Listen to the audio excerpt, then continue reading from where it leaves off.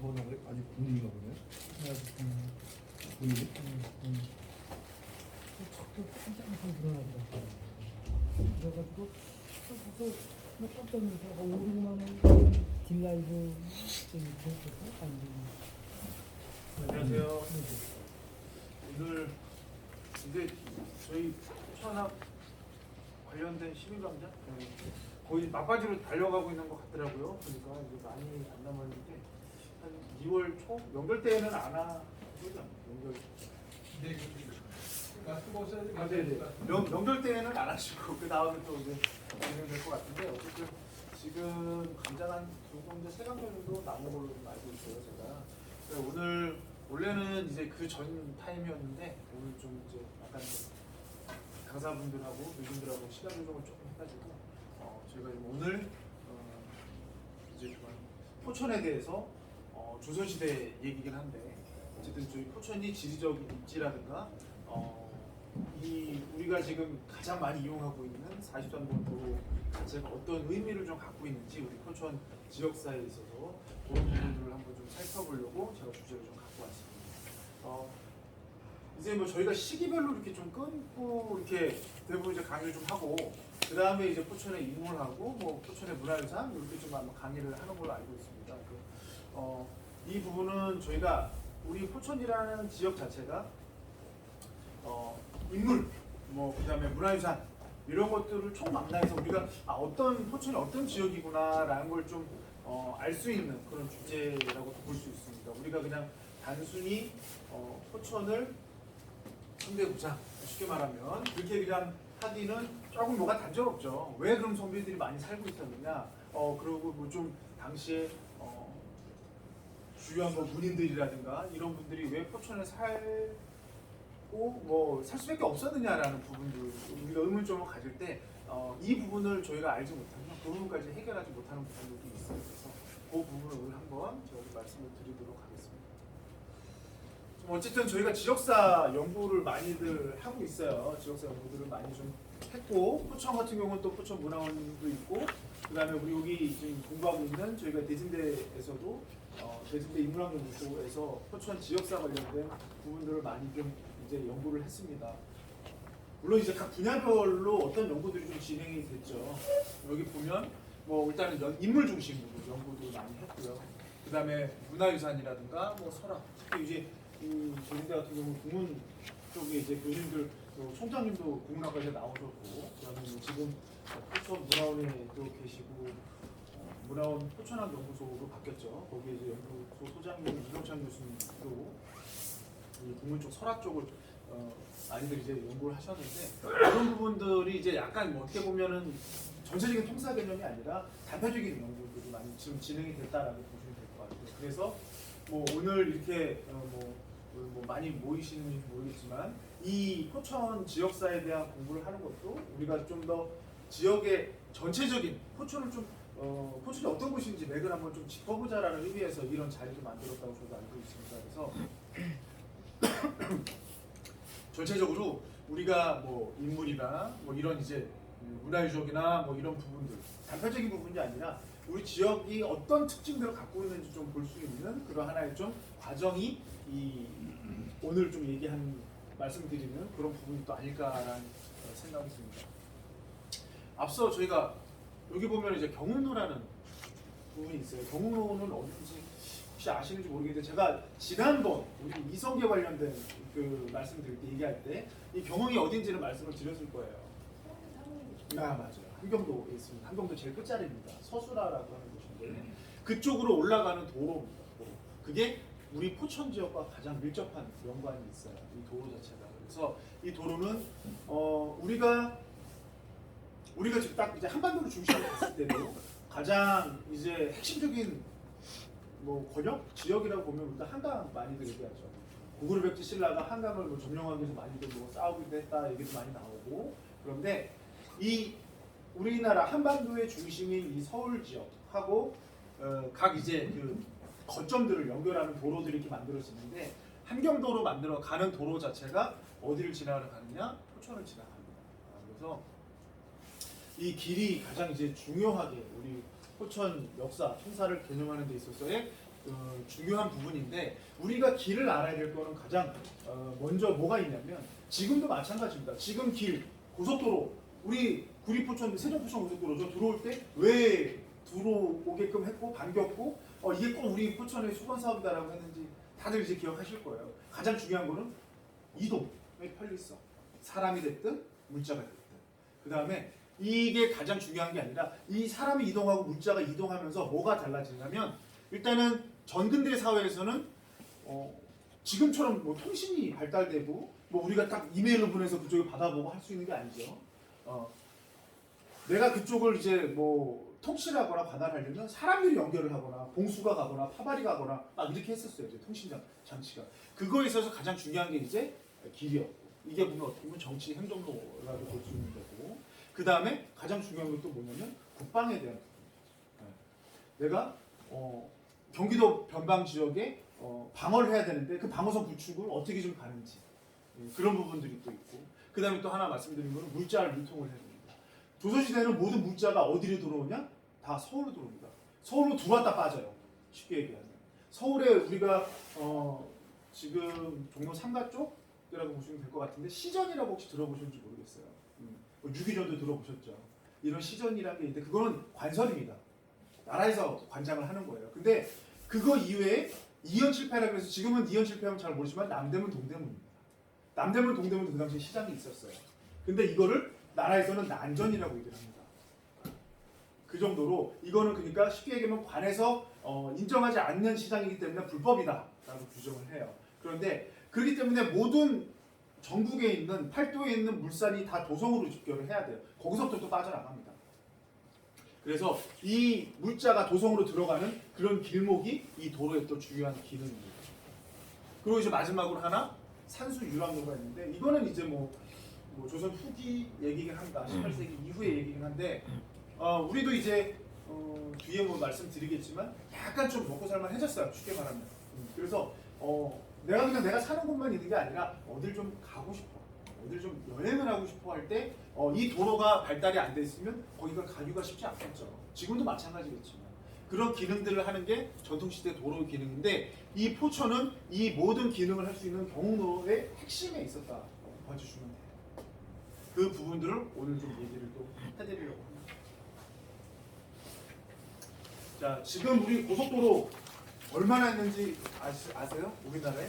저는 모릅니다, 사실은. 근데 제가 뭐 많이 외국을 다녀보진 않았지만 뭐 어디를 가도 우리나라만큼 도로망이 잘 돼 있는데 못 본 것 같아요.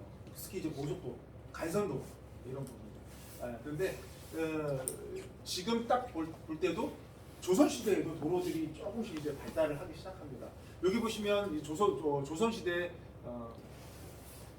6대로라 그래서 물론 8대로도 있고 10대로도 있습니다. 그건 이제 보는 관점에 따라 다른데 우리가 조선시대 보는 경국대전에 보면 조선시대 법전이죠. 경국대전을 보면 도성부터 어디까지는 대로 이렇게 좀 정해놨습니다. 그래서 대로 폭은 지금으로 따지면 약 한 왕복 6차선 정도? 4차선에서 6차선 정도 도로 폭이라고 보시면 돼요. 그 도로 폭이 있는데 그 도로 폭이 있는 게 좀 제일 처음에 만들어진 게 이 6개. 6개가 어떻게 되어 있느냐? 도성을 중심으로 해서 X자로 그어집니다. X자로 긋고요. X자로 긋고 X자 이쪽은 어디겠어요?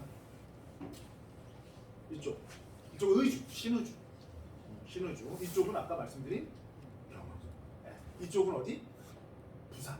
쉽게 말하면 이쪽은 어디? 목포 쪽. 그 다음에 어디가 두 개가 어디가 있냐? 하나는 강화. 그리고 하나는 이제 평해도 여기 평해로라고 하는데 동해 쪽으로 가는 쪽이 하나 더 있습니다. 그래서 총 6개. 그 다음에 저쪽 전라도 쪽으로 가면 제주도까지도 연결되는 길도 이제 설정을 하고 이렇게 하는데 이 6개 도로가 조선시대 최초 고속도로라고 보시면 돼요. 고속도로. 제가 여기는 이렇게 한자로 썼는데 여기 쉽게 그냥 이렇게 썼습니다. 그 중에 두 번째 도로 제1호가 경흥로입니다. 여기 보이시는 경흥로가 제1호가 경흥로인데 이 경흥로의 노선을 한번 쭉 볼게요. 한번 그냥 보죠. 우리가 눈으로 한성 서울입니다. 한양. 그다음에 수유. 지금 딱 우리 보면은 예전에 우리 수유동에서 우리 여기 포천까지 오는 고속버스 그 직행버스 있었잖아요. 네, 그 노선들 보시면 돼요. 그 노선 똑같다고 보시면 됩니다. 근데 약간 좀 이렇게 뭐 좀 달라지긴 하죠. 근데 지금 이제 보면 한성에서 수유 그래서 누원이 지금 어디냐면 다락원이라고 얘기하는데 호원동 이런 쪽이라고 보시면 됩니다. 의정 호원동 누원 그다음에 거기서 축석으로 넘어옵니다. 축석으로 넘어오는데 그 전에 여기 뭐가 있냐? 금호점이라고 하는 지금 금호동 지금 지명하고 거의 비슷합니다. 금호동을 지나서 축석으로 옵니다. 지금도 금호동 중에서 축석 올라오잖아요. 네, 그렇게 올라옵니다. 그리고 송우리 그다음에 여기 하나 여기 보면은 안기점이라고 하는 곳이 있는데 여기는 지금 포천 신읍동 쪽입니다. 이제 쓰진 않았는데 그래서 만세교 그다음 여기서 기마 쪽으로 올라갑니다. 지금 신천원 쪽으로 올라가진 않아요. 왜냐하면 지금 신천원은 6.25 전쟁 이후에 만들어진 도시예요. 아시죠 그거는? 옛날 구천원은 저 안쪽에 있었던 거 아시죠? 노동상사 있는 그쪽이 그 원래 천원은 그쪽입니다. 그래서 그쪽으로 가는 게 아니라 여기서 기마 쪽으로 올라갑니다. 기마 쪽으로 올라가서 그다음에 금성 뭐 금성은 지금 이제 북한 땅입니다. 강원도 그쪽으로 올라가서 회양이라는 곳으로 올라가요. 그리고 철령 이제 우리가 보는 철령관이라고 있어서 여기에 쉽게 얘기하면 군부대가 있었습니다. 이쪽 지역으로 관할하는 군부대가 그러니까 북방에서 남쪽을 내려오는데 여기서 먼저 차단하는 걸 하는 거예요. 그런데 그 밑으로는 이따가 제가 설명을 또 드리겠지만 먼저 좀 말씀드리면 뭐 흥미가 떨어질지 모르겠지만 그 밑으로는 고개가 큰 고개가 없습니다. 그냥 풀리는 거예요. 북쪽에서 적이 내려오면 그래서 이 철령에다가 이제 군 부대를 주둔을 한 거죠. 쉽게 말하면 거기서 이제 하나 그게 마식령 산맥입니다. 마식령 산맥이 쭉 이어지는데 저 원산 쪽부터 쭉 이렇게 이어지는데 그거 하나 이제 막으면서 이쪽으로 넘어서 안변 여기 안변 넘어가 바로 이제 원산입니다. 원산 쪽으로 해서 그 해안도로 쪽으로 쭉 올라갑니다. 한동쪽까지 그 라인이 요 제2로 경흥로 라인입니다. 그래서 지금을 따지면 강원도로 가려면 지금 우리가 아는 삼척, 강릉 이쪽은 요 도로를 이용했지만 거기 북쪽 지역 고성 그 위쪽은 다 이 경흥로를 따라서 올라가다가 여기 금성에서 창도라는 곳에서 옆으로 빠집니다. 빠져서 저쪽 이제 단발령 넘어서 통천이나 이쪽으로 빠집니다. 지금 지명하고 잘 좀 헷갈릴 텐데 제가 이따가 또 그 지명들은 좀 말씀을 드릴게요. 자, 이렇게 이제 경흥로라는 도로가 우리 포천을 이제 지나고 있었는데 그러면 제가 아까 말씀드린 대로 이 대로 부분이 있는데 여기 보시면 대로 하나는 개성은 제1로 여기입니다. 개성까지. 그다음 죽사는 지금 안성 있는 데고 직사는 천안 쪽 있는 데고요. 그다음에 이제 포천 여기가 이제 대로입니다. 여기까지 대로고 나머지는 다 중로 소로라고 보시면 돼요. 그러니까 딱 도성을 중심으로 해서 경기권역만 큰 도로고 나머지는 거기서부터 그냥 작은 도로였다라고 좀 봐주시면 됩니다. 그래서 대로는 한 18m 정도. 우리가 보통 폭을 도로폭을 3m 정도 보거든요. 그러니까 뭐 한 6차선 정도. 그러니까 왕복 3차선 정도 보시면 돼요. 그 정도가 당시에 대로였다. 그러니까 지금 포천 앞에 우리 옛날 호북로라는 도로 자체가 옛날에도 이렇게 큰 도로였다라고 좀 보시면 될 것 같아요. 지금 이렇게 좀 이해하시면 편할 것 같습니다. 자, 그럼 이거를 이제 말씀을 드려야 되는데 이 얘기는 제가 지난번에 이제 이성계가 한국차사 얘기하면서 함경도에서 왜 포천이 지리적으로 중요하고 포천을 거점으로 삼아서 개성하고 이런 관계성을 맺어졌는지 그 부분을 말씀드렸죠. 근데 그거를 다시 한번 좀 말씀을 드리면 여기 보시면 이렇게 그 띠가 이렇게 보이죠. 띠가 이렇게 보이는데 이 띠 자체는 우리가 단층이라 그래서 도로를 만들 때 가장 중요한 게 뭐냐면 지금은 토목공사 뭐 포크레인 해갖고 막 도로 쭉쭉 빼죠. 터널 뚫고 막. 근데 이 당시에는 터널 뚫을 수 있는 기술도 없고 뭐 그냥 여기서 포크레인으로 정지 잡으면 쫙쫙 하면서 할 수 있는 기술이 없어요. 그 도로를 어디다 하느냐? 하천 옆. 하천 옆은 충족대지가 있어서 하천이 범람하면서 뭐 충족 평야라 그래서 약간 좀 평지들이 많이 형성이 돼요. 우리도 포천천 옆에 그렇게 형성이 되어 있죠. 그래서 이런 하천 옆이나 아니면 단층이라 그래서 양쪽은 산맥이고 산맥 사이에 계곡구가 좀 있어요. 그 사이에다가 도로를 그냥 걷는 길을 만드는 겁니다.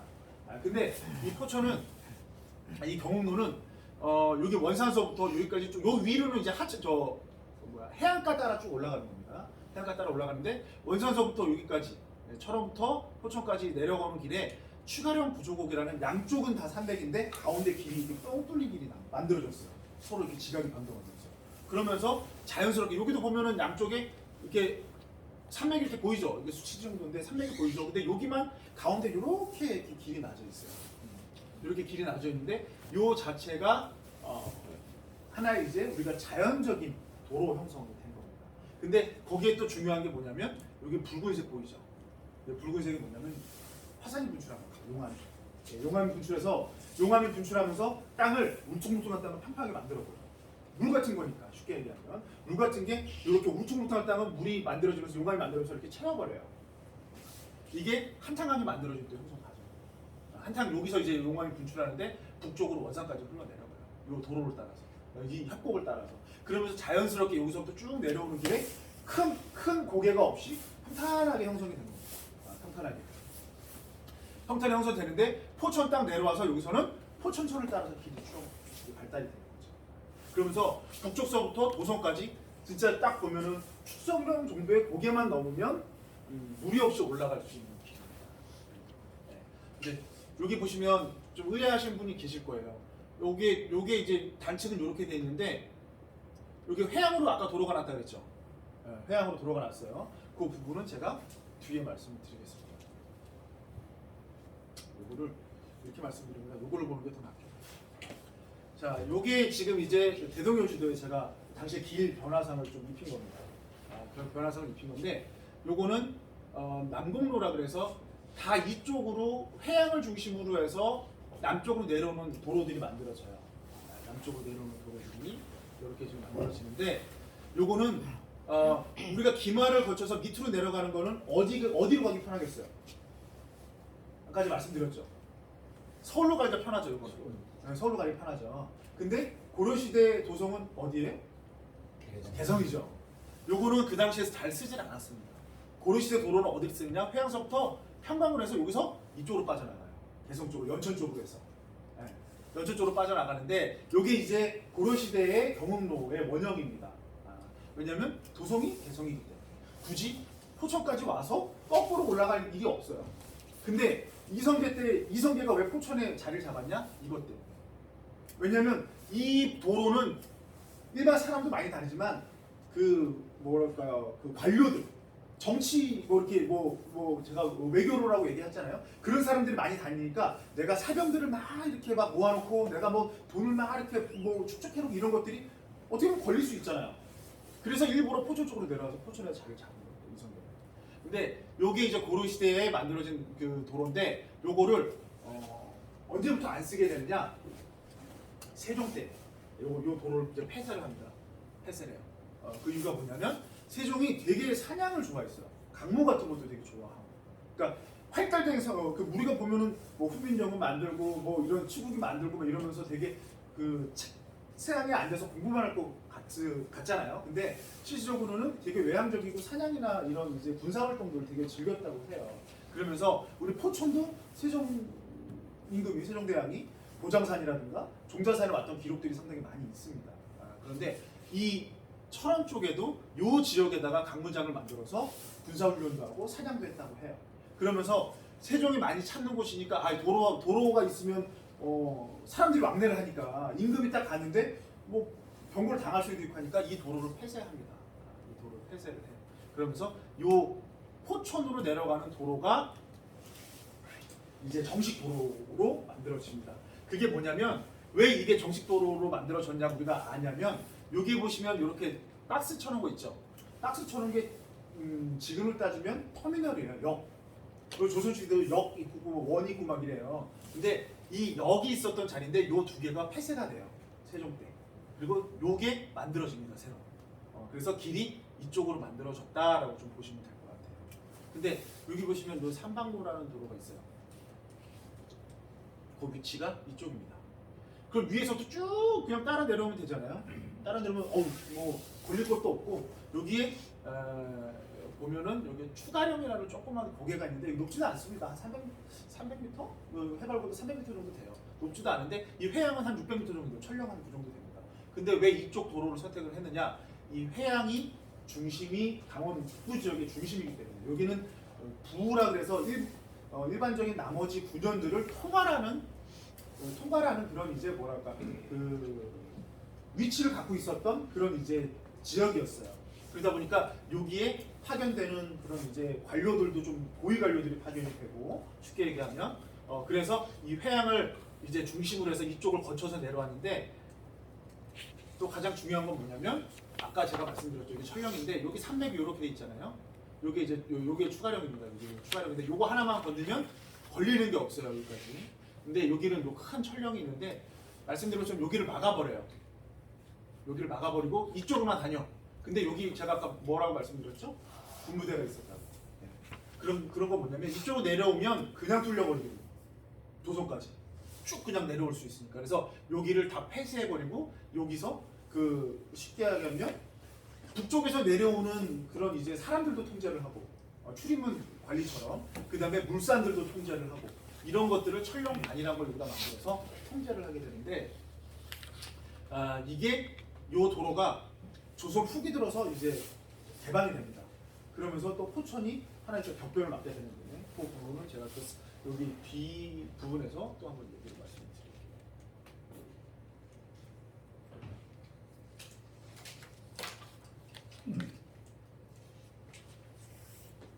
요거는 이제 도로 부분들 제가 좀 그 나머지 이제 잡다한 거 빼고 이렇게 만들어 드렸는데 요건 뭐 옛날 19세기 지도만 봐도 딱 아시겠죠? 여기는 딱 봐도 길이 그냥 쭉 내려올 수 있겠구나라고 좀 보실 수 있고 여기는 근데 뭐 조그만 산맥들도 있고 막 이렇게 보이죠. 근데 가장 중요한 게 요 회양.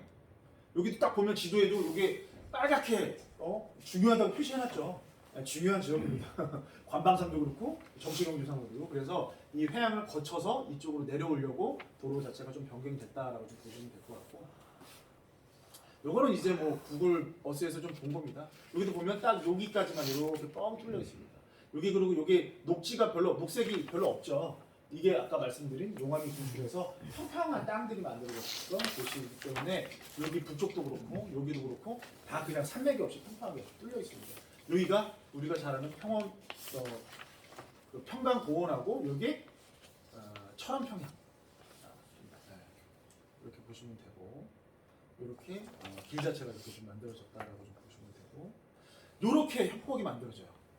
이게 단층이라는 곳인데 이런 협곡이 만들어지는 곳에 길을 내는 거죠. 그러니까 앞에 차단망이 없이 그냥 쭉 길을 낼 수 있는 겁니다. 그래서 이런 부분에다가 길을 만들었다라고 좀 봐주시면 될 것 같아요. 그게 이제 경우고, 이게 이제 우리 구글어스에서 볼 수 있는데 이게 북한 쪽입니다. 북한 지역이에요. 이런 길이 아직도 있습니다. 이게 경원선 철도 있잖아요. 경원선도 이 옆으로 지나갑니다. 이게 지금 경원선 라인이에요. 이렇게 같이 들어갑니다. 같이. 이렇게 양쪽에는 준명한 이런 그 산들이 있고요. 요런 곳을 해서 도로를 만들었다라고 봐주시면 될 것 같아요. 요렇게 되어 있습니다. 이렇게. 자, 그런데 제가 그러면 도로의 기능 중에 여러 가지 기능이 있다라고 말씀드렸죠. 그 중에서 이제 우리 경흥로 포천을 이제 거점으로 한 경흥로에 대해서 그 기능들을 좀 한번 말씀을 좀 드릴게요. 먼저 이 정치 경제 뭐 사회 뭐 이런 것 중에 가장 중요한 게 사실 조선시대 중에서 뭐 통치하고 관방일 거예요. 왜냐면 그 왕조가 보존을 하려면 침입이나 이런 걸 막아야 되기 때문에. 그래서 그런 부분을 한번 좀 말씀을 드리면 여기 이거 우리가 임진왜란 때 좀 유명했던 인물 중에 하나 징비록을 썼던 서해 유성룡 선생님이 계신데 서해 유성룡 선생님이 이제 임진왜란 그 전에 이 좀 뭐랄까요 관방에 대해서 우리가 이렇게 좀 수비를 해야 된다 이렇게 좀 국방 체계를 좀 정비를 해야 된다라는 뜻에서 이제 그 임금의 그 계를 올렸는데 그 중에 하나가 뭐냐면 우리가 한양을 수복하기 위해서는 뭐 여러 갈래 막 있지만 가장 중요한 부분들이 또 어디냐면 이 양주, 포천, 적성, 영평 쪽에 그 군대를 배치해서 그쪽을 좀 막아야 된다라고 하는 겁니다. 근데 양주는 앞서 말씀드린 대로 추가령 구조국에서 직선으로 뽑아주면 또 양주예요. 연천 거쳐서 양주로 오는 길이고 그 다음에 의주에서 오면 적성을 거치거든요. 신우주, 평양에서부터 개성하고 이쪽으로 내려오잖아요. 이 적성을 방어를 해야 되고 그 다음에 포천하고 영평 아까 말씀드린 대로 북쪽 지역에 있는 관북 지역에 있는 이 당시면은 지금 이제 쉽게 좀 청나라가 좀 커지고 있는 그런 시기거든요. 물론 이제 명나라가 아직까지는 좀 자리 잡고 있었지만 청나라가 꾸물꾸물 이제 크고 있는 시기 때문에 그쪽도 방비를 해야 된다 그래서 이런 부분들을 좀 이제 얘기를 합니다. 그래서 우린 남쪽에서는 그 뭐랄까 임진왜란이 있었는데 왜군을 좀 막는 것도 생각을 해야 되는데 북쪽에 대한 적을 막는 부분들을 이렇게 일단은 이제 서해 유승룡 선생이 얘기를 했다라고 해요. 그만큼 이 포천이나 영평 지역이 관방상으로 중요했던 곳이다. 그런데 이 관방상으로 중요했던 부분 중에 제일 키워드는 경로가 있기 때문이다라고 봐주시면 돼요. 그래서 앞서 아까 제가 항공사진을 보여드린 것처럼 위쪽에 그냥 여기가 뚫려버리면 그냥 내려옵니다. 도성까지. 그래서 우리 포천을 좀 잘 방어해야 된다라는 의미고요. 우리가 지금 6.25 전쟁 때 6월 25일 날 4시인가요? 그때 이제 쳐들어오기 시작하죠. 4시인가 5시인가 그때 쳐들어오는데 우리가 그 만세교리 보면 그 만세교로 이제 요골 전이죠. 만세교 전에 요골 전에 그 방어벙커 혹시 있는 거 아세요? 방어벙커 있죠. 포천 방어벙커. 그게 전국에 제가 지금 기억하기로는 5군데인가 6군데인가 유일하게 남아있는 걸로 지금 등록문화재로 지정을 했거든요. 그런데 그 만세교리 지연전이란 그 뭐랄까 그 작전명이 있어요. 쉽게 얘기하면 우리가 38 어느 분이 좀 이것도 있는데 표지석이 좀 잘못됐다 이렇게 얘기하시는 분도 최근에 있으시더라고요. 우리가 영중에 보면은 3869선인데 선 표지석 있잖아요. 거기서부터 거기가 이제 그 38선이면 거기서부터 만세교리까지 4시간을 지연을 해야 된다고 하는 작전명이 떨어진 거예요. 그래야 서울에서 피난을 갈 수 있으니까 정부가 이쪽으로 임시정부가 떠날 수 있으니까 그 최전선이 있었던 게 만세교리 방어벙커 그쪽 방어벙커거든요. 그만큼 이 포천 지역이 뚫리면 도성까지 그냥 내려간다는 거죠. 그렇게 좀 봐주시면 될 것 같아요. 그래서 지금 거기에 방어벙커를 만든 것도 그만큼 군사적으로 국방적으로 이 43번 도로가 중요하기 때문에 그렇게 좀 됐다라고 좀 봐주시면 될 것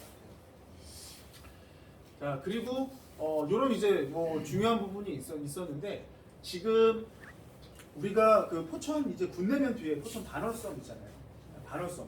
그렇기 때문에 이 반월섬도 광해군 때 되게 중요시 거점으로 중요하게 생각을 해서 이 그 반월섬에다가 도호부라 그래서 군 부대를 하나 집결합니다. 근데 정확한 위치는 반월섬이 아니라 집주리 쪽이라고 얘기를 해요.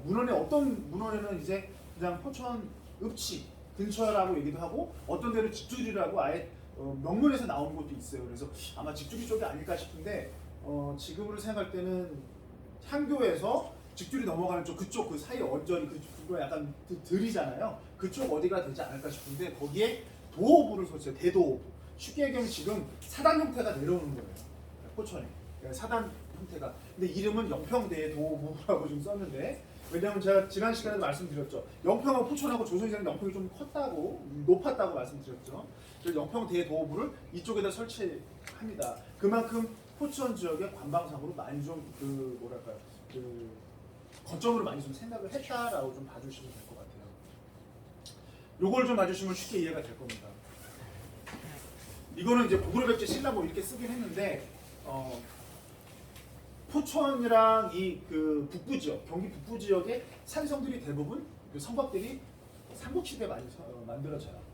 삼국시대 뭐 우리가 보면은 뭐 4세기 때 근초구 왕이 뭐 고구려를 침략을 해서 뭐 좀 북쪽으로 북진을 했고 5세기 때는 광개토대왕 장수왕이 뭐 남진에서 백제 뭐 이남 저기 충청도까지 관할을 했고 그다음에 6세기 때는 진흥왕하고 그쪽이 이제 그 대에서 고구려 경기 북부 강원 일부까지도 점령을 했다라고 얘기를 하잖아요. 근데 이 방어선 구축을 하는 데 있어서 이 한탄강하고 경흥로가 최고 핵심이었습니다. 사실 최고 핵심이었어요. 그래서 여기 보시면 경흥로변에 산성들이 냉정리 쪽 아니면 냉정리의 냉정리 산성 여기 성동건물인데 성동리 산성 반월성 고모리 산성이 다 경흥로변에 이렇게 쭉 만들어져요.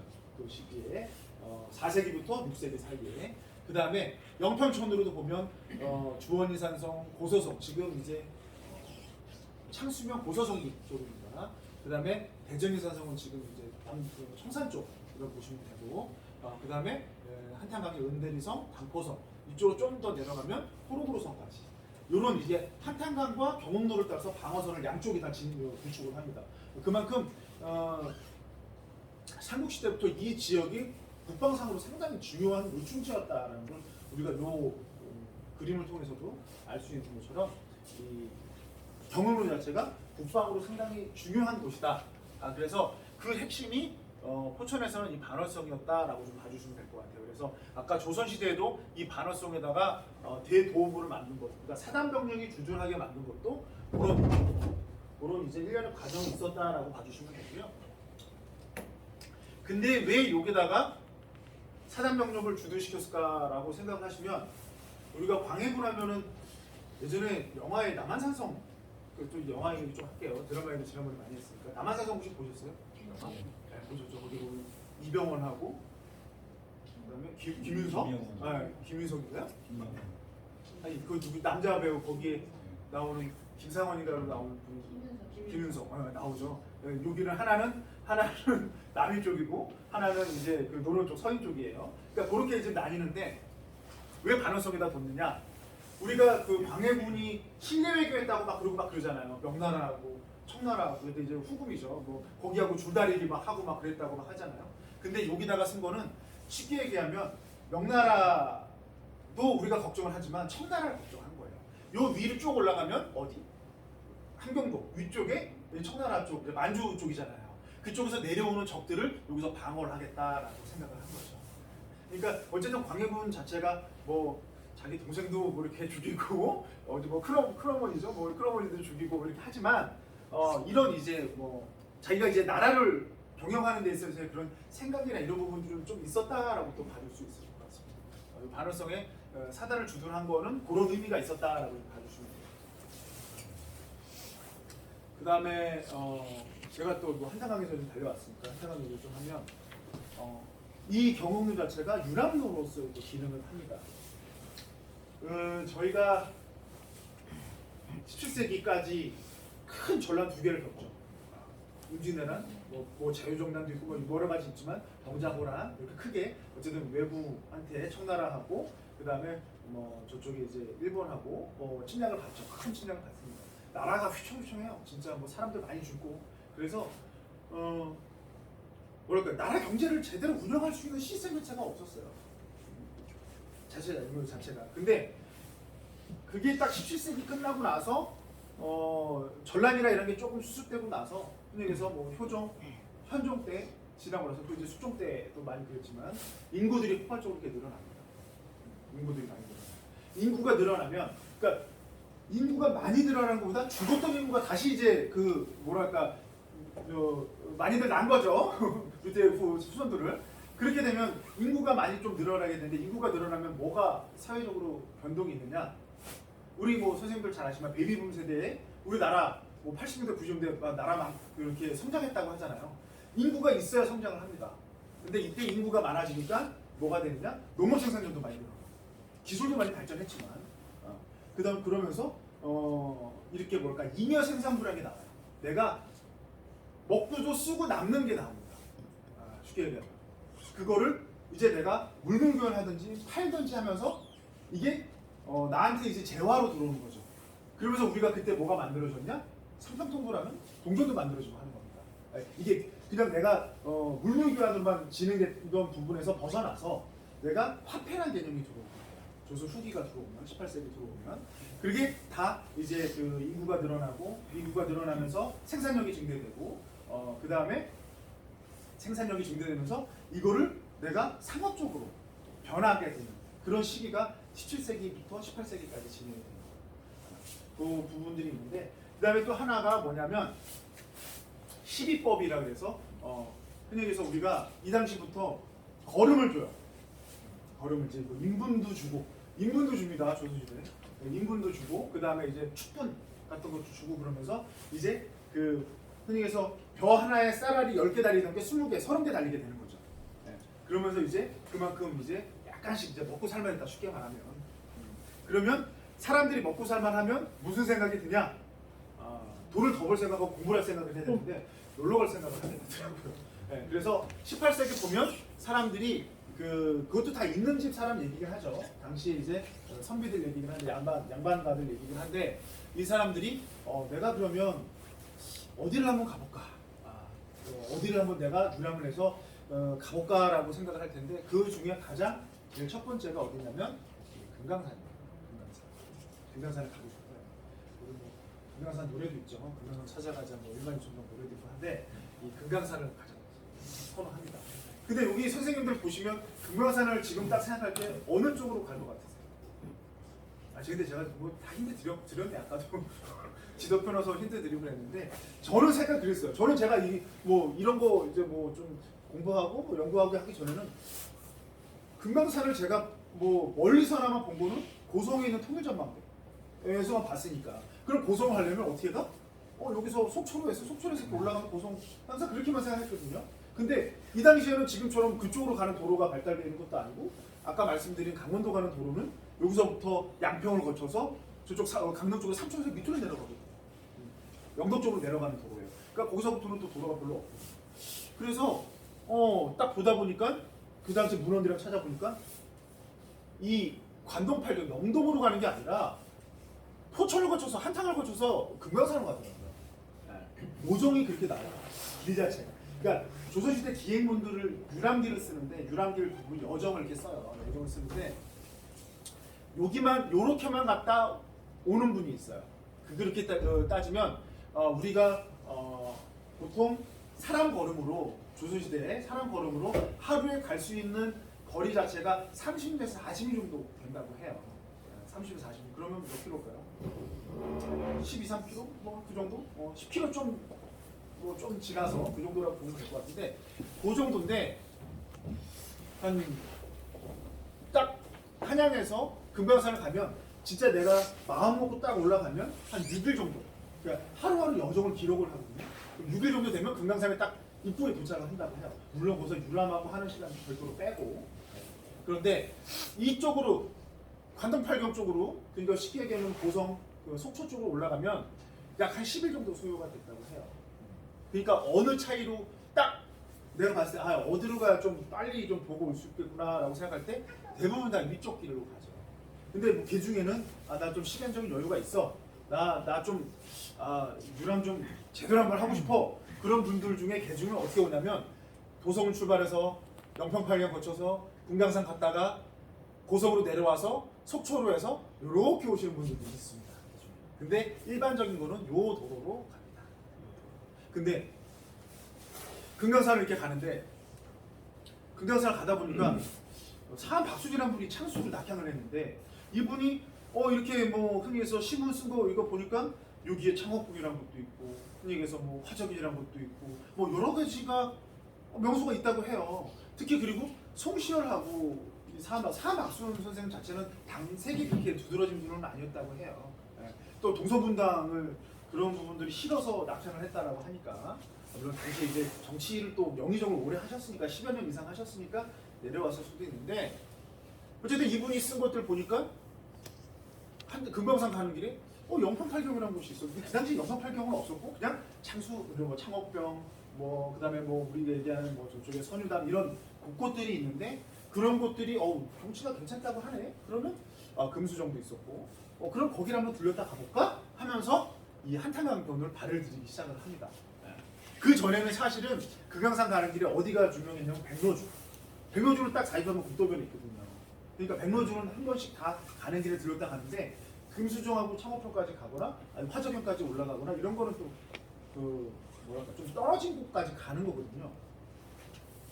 근데 이 당시에 갔던 분들이 창업병으로 갔던 이유는 오로지 사한박수입니다. 옥병성 때문에 가서 진짜 가서 뭐 사한박수 선생님 한번 내가 좀 배양하고 그리고 좀 올라가는 그런 부분들이 있어서 요 부분들이 이제 금강산 가는 길에 이 한탄강 쪽이 유명해졌다라고 보시면 돼요. 그 당시부터. 그래서 이 경영로 자체는 아까 말씀드린 것처럼 군사적인 도로만 있는 게 아니라 이렇게 유람을 하는 도로도 있었다. 그러면 그거랑 연결돼서 유람을 하려면 뭐가 필요해요? 먹고 자고 해야 되죠. 한 번에 물론 못 올라가잖아요. 거기까지. 먹고 자고 해야 되잖아. 그 숙식을 해결할 수 있는 곳들이 조금씩 생겨납니다. 우리가 흔히 얘기하는 주막, 점막이라고 얘기하는데 조선시대는 이 점막들이 하나씩 생겨나요. 그거 얘기는 좀 뒤에 또 말씀드릴게요. 그러면서 여기 자체에 사람들이 좀 더 모이게 돼요. 사람들이 또 늘어나게 되고 그런 부분들이 연결이 됩니다. 이 얘기는 뭐 여기 아까 말씀드린 겁니다. 금강산을 유람했는데 영평에 좋은 곳이 있으니까 이곳을 모두 또 관람을 했다라는 이제 기록들이 상당히 많이 나오고 있습니다. 요거는 뭐 아까 말씀드린 거랑 뭐 일맥상통한 얘기인데 여기 금성하고 회양 사이에 여기서부터 이렇게 올라갑니다. 이게 단발령이라는 고개가 있는데 여기서부터 금강산이 시작을 해요. 그래서 이 통촌하고 고성 사이 여기가 이제 금강산인데 통천이 이렇게 올라간다고 합니다. 그래서 금강산 갈 때는 이렇게 딱 보기도 편하죠. 이렇게 가느냐, 이렇게 가느냐, 여기서 이렇게 가느냐. 딱 어디가 빠른지를 딱 이거 지도만 봐도 알 수 있겠죠.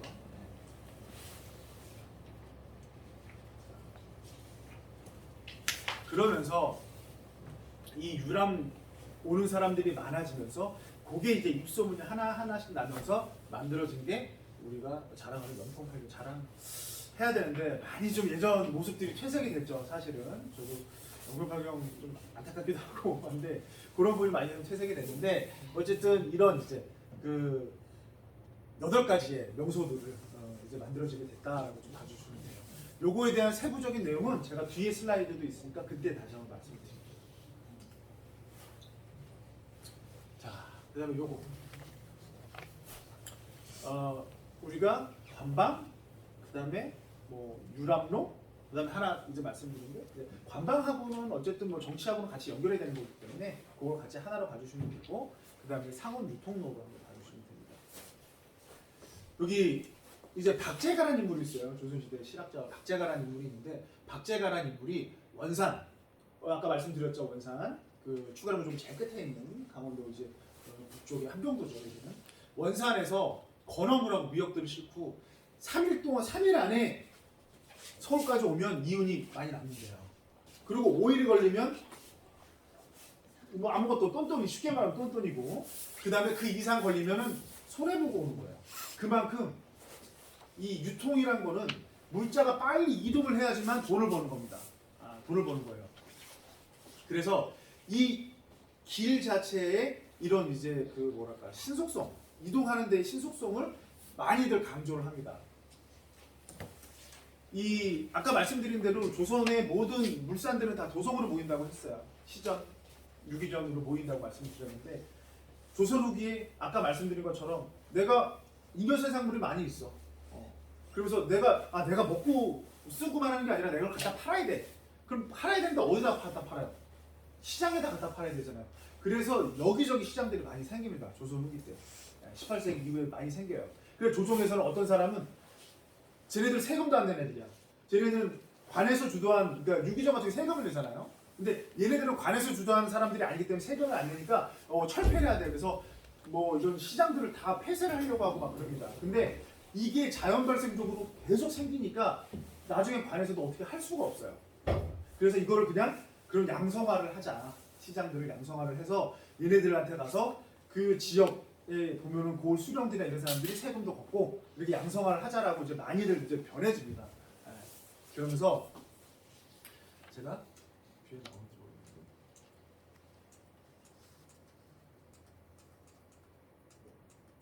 이것도 다시 말씀드리면 길이 요 600m 높이의 철령을 넘어서 이렇게 내려오는 거하고 아무런 고개도 없이 쭉 내려오는 거하고 차이가 많이 나겠죠. 사람들이. 그래서 이 상인들이 이 원산에서 이제 그 동해안 그 북어나 이런 것들 이제 그 해산물들 있잖아요. 이런 것들 이제 사무들이 그리고 이제 함경도가 마포라 그러죠. 삼배 있죠. 삼배가 그 주산지예요. 그것들이 이제 도성으로 내려와야 되는데 그거를 유통을 하려는 그 이제 상인들의 요구가 상당히 빗발쳤어요. 내가 이쪽으로 넘어오면 5일 6일 걸린다. 그러면 내가 이윤이 하나도 안 남아. 내가 니네들한테 좀 더 줄 테니 내 이윤을 내가 세금을 좀 낼 테니 요거 뚫어줘. 이 길 뚫어줘라고 한 거야. 그랬더니 이제 나라에서도 그래. 그러면 그래 세금 낸다는데 뚫어줄까? 그래서 영조 때 이 길이 뚫립니다. 영조 때 이 길이 뚫려서 후기가 그때인 거예요? 네, 18세기. 이 18세기에 이 도로가 뚫리면서 영조 제가 지금 기억하면 32년인가 그때쯤에 이제 반포를 해요. 요거 일로 통행하라고. 통행하라고. 근데 여기에 보면은 여기도 이제 여기 있었던 그 군사 그 이제 뭐랄까 군부대 쉽게 말하면 군부대가 이쪽을 하나 이제 이전을 합니다. 이전을 하는데 그런 부분 이전하면서 이 도로가 뚫리면서 원산하고 이 도성하고 간격이 되게 짧아지게 되죠. 짧아지게 됩니다.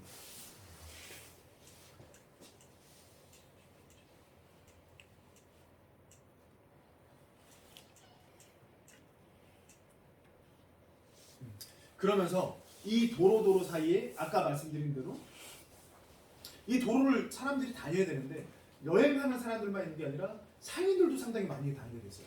그리고 우리 제사상에 가장 빠트리가 안고 올라가는 게 뭐죠? 북어. 네. 북어를 유통을 해야 돼 도성으로. 그렇기 때문에 이 상인들이 마포하고 그 북어 때문에 상인들이 상당히 많이 왔다 갔다 그래요. 근데 여기는 보부상들 있죠. 집 짓는 사람들도. 그런 사람들이 계속 왔다 갔다 그러니까 이 사람들이 그 이동하는데 가장 필요한 게 뭐냐? 우리가 고속도로 다니면 필요한 게 휴게소. 여기도 이제 휴게소라고 하는 이런 점막들, 주막들이 군데군데 이제 생기게 됩니다. 그 주막들이 어느 만큼 하나에 생기냐? 우리가 하루만큼 이동할 수 있는 게 아까 30에서 40분이라고 그랬죠. 그 사이마다 하나씩 생겨요. 그러다가 나중에는 그 중간에도 생겨요. 왜냐면 이제 경쟁을 하니까. 서로 경쟁을 하니까. 그러면서 이 점막들이 계속 이제 생기게 되는데 아까 말씀드린 대로 그 좁은 협곡길에 이렇게 막 이렇게 그 제가 항공사진 보여드린 게 있죠. 거기에는 한 8개, 9개가 막 생겨요. 그리고 하나만 생겼던 게 서로 이게 장사가 좀 되네? 그러면서 점촌이 촌락이 만들어져요. 점막들이 막 여기 좀 생깁니다. 우리 사극들 보면은 주막들 많이 있죠. 네. 그런 게 이제 생기게 됩니다. 생기게 되고 그 전에 이제 관에서 좀 약간 주도했던 뭐 그런 이제 시설했던 역이라는 게 있어요. 이 역은 쉽게 말하면 제일 하급관료들을 파견합니다. 나라에서 운영을 하는 거예요. 이거는 원래는 유람을 하거나 상업 유통하는 사람들이 가는 게 아니라 상인들이 가는 게 아니라 관리들이 출장 가는 목적에서 거기서 말도 갈아타고 그 다음에 밥도 먹고 이런 여건들이 있었는데 그런 여건들이 이제 사람들이 잘 안 가요. 왜냐면 시설들도 떨어지고 지금도 제가 좀 그렇지만 지금도 공무원하고 다니면 불편한 사람들 많이 있잖아요. 쉽게 얘기하면 그런 좀 잘 안 가게 돼. 그러면서 걔네들은 조금 이제 쇠퇴가 되고 개인 사설시설 점막들이 많이 늘어나게 돼요. 지금 그 정확한 얘기는 뒤에 좀 말씀드리는데 그래서 우리가 여기 보면은 지금 이제 신읍동에 있던 공덕원이라는 여건이 있었고 그 다음에 이제 벽탄서원이라는 지금 축성령 근처에 있었는데 이것들이 없어지고 이 자리에 새로운 주막들이 생겨요. 그러니까 관설이 아니라 이제 민간이 만든 민간 주도의 그런 이제 숙박시설들, 식당들이 이제 들어서게 됩니다. 자, 요거는 뭐 제가 그 당시에 이제 아까 말씀드린 삼방로 그거에 대한 이제 그 저거고, 여기 보면은 이제 요것처럼 이제 그 군부대가 여기도 이제 파견이 됩니다. 지도상으로 되죠. 자, 여기 보는데 요거는 제가 지금 이제까지 말씀드렸던 거예요. 서유구의 임원경제지라고 우리나라 뭐 그 뭐랄까요, 지리지는 아니고 약간 어떻게 보면 잡학다식한 걸 다 이제 넣은 백과사전 같은 거긴 한데 요런 약간 이제 물산이나 이런 거에 좀 그 뭐랄까 치중했던 그런 이제 그 경제 백과사전 쉽게 말하면 그렇게 좀 보시면 되는데 이 임원경제지 여기 딱 이렇게 나와요. 명태 여기 이제 원산에서 다 모집을 해가지고 매집을 해가지고 배에 실어서 동해 쪽은 당연히 부산이나 이런 데는 배에 실어 가겠죠. 근데 도서로 오는 거는 철령을 넘어서 이쪽 삼방로라든가 철령을 넘어서 남쪽으로 유통이 됐다, 공급이 됐다라고 하는 그런 부분이 있습니다. 그런데 우리가 기록상으로도 보면 이런 게 재밌는 기록들이 나와요. 원산에서 이 마포를 여기 선생님들이 여기 내가 마포 북어를 내가 여기 한 어부예요. 여기 또 따로 계시고 여기 따로 있는데 이 분들을 각자 서울로 본인들이 유통하는 걸 내가 비용도 많이 들고 왜냐면 이거 유통을 해야 되니까 그리고 비효율적인 것 같아. 그래서 여기서 뭐가 생기느냐? 우리 뭐 그런 거 들어보셨죠? 도고 뭐 상업 이런 거 혹시 들어보셨을 거예요. 매점 매석 쉽게 말하면 매점 매석 같은 것처럼 이분들을 내가 저한테 파세요, 저한테 파세요, 저한테 파세요. 그래서 내가 다 모아가지고 내가 보부상을 하나 채우면서 이거를 도성으로 연결하는 그런 이제 흔히 얘기해서 그 거점 상인들이 생기는 겁니다. 우리 뭐 상도라는 드라마 아마 정광열 씨가 나오죠. 맞나요? 아닌가? 상도 정답면 한거 아니에요. 그럼 뭐? 그럼 상도는 맞는데 이재룡인가. 이재룡 죄송합니다. 제가 드라마구나. 어쨌든 그 상도라는 게 뭐냐면 그런 거예요. 네, 그런 내용입니다. 그래서 그 우리가 여기 보면은 도고상이라는 게 이제 요걸 매점 매석해서 그 이거를 또 유통하는 상인을 우리가 도고상인이라고 얘기를 하는데 그 도고상인이 포천에 보면 포천이 조선국에 정말 큰 장식이거든요. 포천 상인들과 다이렉트로 연결해서 이것들을 중간에 세지 않게 포천으로 바로 오고 포천 상인은 이거를 도성으로 가든지 시전으로 가든지 아니면 이연칠패 동대문으로 가든지 아니면 남쪽으로 유통하는 송파장이 이제 조선시대 3대장 중에 하나입니다. 송파로 유통을 하든지 그렇게 하는 부분 중에 송무상인이 대경 이 부분들을 좀 잡고 있었다. 원산하고 이 그 상업 유통을 잡고 있었던 게 송무상인들이 있었습니다. 그래서 이런 부분들이 우리가 경운호가 여기 있었기 때문에 그런 만들어질 수 있는 그런 하나의 좀 상업 활동이었다라고 볼 수 있을 것 같아요. 그래서 여기 보면 그 보이시죠? 여기 이제 그 흔히해서 주객이 객주입니다. 객주 쉽게는 그 원산지에서 이걸 모집하는 사람 객주라고 보시면 되는데 여기서 어물과 마포를 다 매집을 해가지고 포천으로 보낸 부분들이 있어요. 당신 나랑만 거래해, 딴 사람 거래하지 마. 그 대신 내가 좀 더 줄게. 이겁니다. 근데 얘는 여기 송우리에서 이거를 계속 묵혀둬. 그러면 어떻게 되죠? 도성에서는 값이 올라가죠. 올라갈 수밖에 없죠. 그때 내가 푸는 거예요. 그게 이제 사회적으로 상당히 큰 문제가 돼요. 그래서 이런 부분들을 제재하기 위해서 포천 송우리의 관리들을 파견해서 조사를 하고 이런 기록들이 상당히 좀 분석합니다. 이렇게 좀 보시면 돼요. 여기 또 기록이 나오네요. 여기 송우점하고 아까 누원 다락원이라고 하는데 여기도 이제 쉽게 얘기하면 이제 장시로 포천하고 누원하고 거리가 얼마 안 되기 때문에 개별 활동을 합니다. 이 사람들이 개별 이제 원산이나 이런 데서 개별 활동을 하는데 매점 매석하다가 발각이 돼서 처벌도 받고 그런 이제 기록들이 나와요. 그래서 지금 포천이 물산 유통을 하는 데 있어서 도성으로 들어가는 마지노선에서 거기서 이것들을 컨트롤했던 부분이 포천이다라고 보시면 돼요. 그 거점이 송우리였고 지금 이쪽 또 기록은 많이는 안 나오지만 포천의 신읍동에도 장시가 있었어요. 거기 신읍동에 있는 데하고 포천 그렇게 좀 보시면 됩니다. 그리고 지금 송우리는 송우점은 무시장으로 어마어마하게 컸습니다. 조선시대 무시장. 무시장으로 정말 큰 곳이었어요. 그래서 만기호람이라고 조선시대 백과사전 책이 있는데 거기에 조선 3대 그 우시장이 송우리였다라고 하시고 있어요. 그래서 송우리는 장시가 상당히 컸고 4.1군장이었어요. 지금 4.1군장일까요? 저희 기억이 안 나는데 그때 4.1군장이에요. 4.1군장. 하여튼 그렇게 그 당시에 송우리가 이 당시부터 되게 핵심이었다. 포천 지역에. 그리고 하나는 신읍동입니다. 그렇게 이제 핵심이었다라고 그게 그 핵심으로 거점이 커지는 게 이 상업 유통 때문에 커지게 됐다라고 봐주십니다. 요것만 얘기하고 잠깐 했다가 또 말씀드릴게요. 네. 그래서 여기 보시면 송우점하고 여기 보면은 보면은 어때요? 요 송우점이 있는데 이 송우점은 그래서 장이 계속 커지니까 상송우장, 하송우장 두 개로 나눴습니다. 사람이 너무 많이 왔어요. 그래서 이 하송우장은 지금 하송우리 쪽이라고 보시면 돼요. 하송우리 쪽, 우리 도교동 들어가는 쪽 있죠. 거기고 지금 이제 그 상송우장은 저희 뭐죠? 홈플러스 하고 지금 송우리 그 삼거리라 그래요? 사거리라 그래야 되나? 거기 사이였다고 보시면 돼요. 근데 이걸 또 우리가 왜 이렇게 장이 컸냐라고 우리가 알 수 있냐면 장 서는 날이 똑같아요. 두 개가.